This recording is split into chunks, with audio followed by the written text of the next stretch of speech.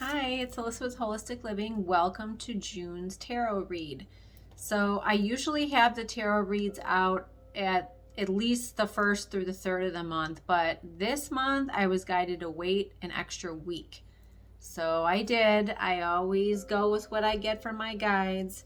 So we're looking at the overall energy for my first question of June.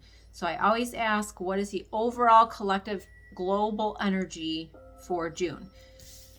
So the first card I got was this one. This is always unnecessary stress or people too much in their headspace, people overthinking, too much worry, but it's unnecessary because when swords are horizontal, that's what that means. If they were vertical, it would mean something different. So number one, unnecessary stress, which I think we can already start to see that. Number two, the sun. So these kind of came in together. So unnecessary stress. And then also this could be a card around children. This could be a card around the actual sun. Or this card could also mean, sometimes this is like the golden age energy, the new energy, the 5D energy. So this could mean some various things here. So I also got the Three of Wands. The Three of Wands has you patient. It has you, the work is already done. You're just waiting to see it. And this came in right with the Four of Wands. So it's taking us into new territory. June is bringing us into new territory. So when you kind of combine all these cards together here, I'm feeling like June is going to be a little, it may be a little bumpy for some people and may feel a little out of the ordinary. The energy might be all over the board and it's not a one size fits all right now. So what I'm getting now is this is going to depend on your frequency. So if you've been doing the work, if you've been doing the self work, if you've been really trying to practice your own intuition and really dive into spirituality, that is what raises your frequency. The healing, the release, the ascension work, all of that plays a role. So I'm feeling like this month of June is going to be all over the board. I think it's going to be scattered. I think, like I said, depending on where you are, you're going to be playing out different timelines, tapped into different timelines.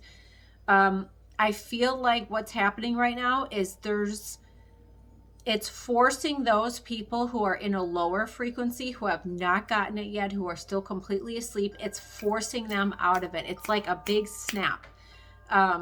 They won't have a choice, which means we are going to see some drop off. And I know I've been saying this for a while and it's been slowly happening. But when this gets rolling here, it's really going to be in front of everyone's face, like all the time, constantly. You're going to be seeing people flip, all of a sudden wake up that were completely asleep.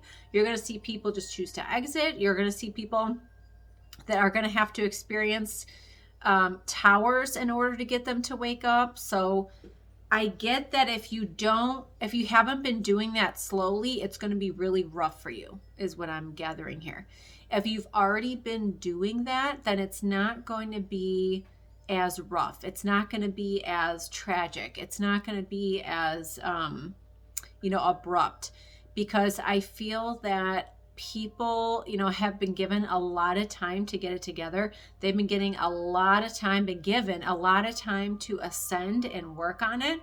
So if they haven't done it by now, that means it's just not going to happen in the traditional slow, easy fashion that maybe some of the rest of us had, and your own natural timing with it. It's going to be a little bit different. It's going to be more like in your face kind of thing.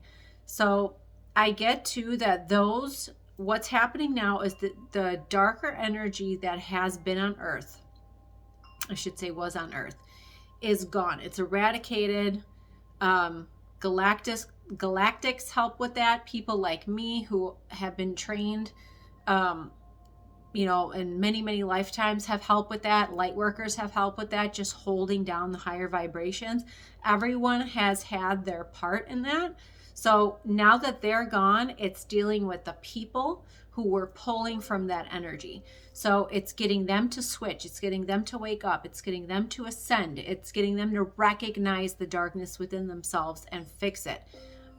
This is where redemption comes in. This is where healing comes in. So I feel like this is going to be a really big month. So it may be rocky, it may be bumpy, but we're going to be able to do it. So stay tuned for part 2.